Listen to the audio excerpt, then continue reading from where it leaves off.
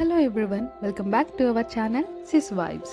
మీరు తమ్నైల్లో చూసినట్టుగా ఛార్జింగ్ లైట్ డిన్నర్ కోసం టెర్రస్ మీద మా ఈ ప్రిపరేషన్స్.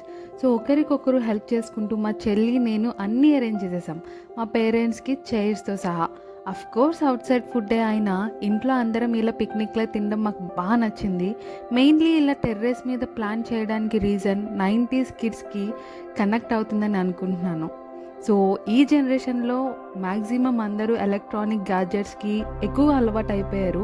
కానీ ఆ రోజుల్లో ఫ్యామిలీ మొత్తం కింద కూర్చుని ఏ మొబైల్స్ అండ్ టీవీస్ యూస్ చేయకుండా కబుర్లు చెప్పుకుంటూ నవ్వుకుంటూ అలా డిన్నర్ లంచ్ చేసేవాళ్ళం. సో మెయిన్లీ సమ్మర్లో ఇప్పుడు ఏసీకి ఎడిక్ట్ అయిపోయారు, కానీ అప్పట్లో అందరం కలిసి టెర్రస్ మీద కబుర్లు కథలు చెప్పుకుంటూ స్టార్స్ని చూస్తూ పడుకునే వాళ్ళం. సో స్టార్స్ అంటే గుర్తొచ్చింది, సిటీలో ఉంటే స్టార్స్ కనిపించడం రేర్, కానీ నేను విలేజ్లో ఉన్న చిన్నప్పుడు కనిపించినన్ని స్టార్స్ ఇప్పుడు కనిపించడం లేదు. చిన్నప్పుడు స్కై మొత్తం ఫుల్ ఆఫ్ స్టార్స్, బట్ ఇప్పుడు లేవు. మీరు అబ్జర్వ్ చేశారా? అబ్జర్వ్ చేస్తే మీరు నాకు ఎలా ఫీల్ అయ్యారో కామెంట్ చేయండి. అండ్ మేమైతే చాలా బాగా ఎంజాయ్ చేసాం ఇలా టెర్రస్ మీద మా ఫ్యామిలీ మొత్తం ఎవరు ఏ మొబైల్స్ యూస్ చేయకుండా కబుర్లు చెప్పుకుంటూ టైం స్పెండ్ చేయడం మాకు చాలా బాగా నచ్చింది. మీకు ఎలా అనిపించిందో కామెంట్ చేయండి. మీరు ఇప్పటి వరకు ఛానల్ని సబ్స్క్రైబ్ చేయకపోతే ఛానల్ని ఫస్ట్ సబ్స్క్రైబ్ చేసుకోండి, తర్వాత లైక్ చేయండి. అండ్ మీకు ఈ వీడియో నచ్చితే ఫ్రెండ్స్ అండ్ ఫ్యామిలీ మెంబర్స్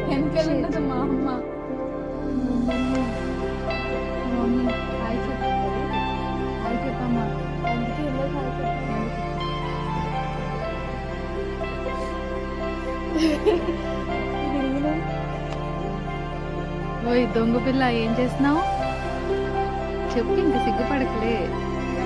మొత్తం అంతా అయిపోయింది కదా, ఏం తింటున్నావు నువ్వు? కాజు అయిపోయింది, కర్రీలో కాజు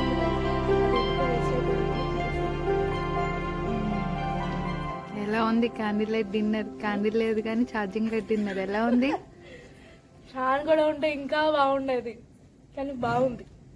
ఇలా అందరం పైన డాబా పైన కూర్చుని డాబా భోజనం తింటూ, డాబా మీద డాబా భోజనం, డాబా పై డాబా భోజనం చాలా బాగుంది. సరే, బాయ్ బాయ్.